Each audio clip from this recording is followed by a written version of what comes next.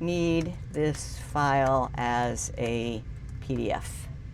Google Drive can convert files from one to another, and it can make PDFs. All I have to do is open the home inventory,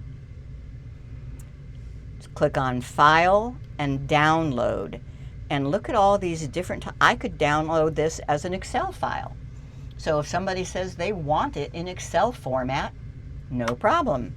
Or Open Document for those OpenOffice users, or a PDF, or a web page, or CSV. Look at all these.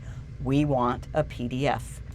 So I choose PDF, and then export, and I'll have to then put it.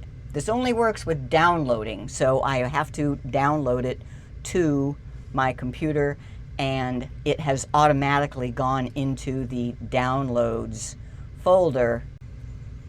Downloads. And there is the home inventory PDF file that I can now send to the agent. So you don't, I see people spending money to get ways to convert documents to PDFs. No, it's all built in now.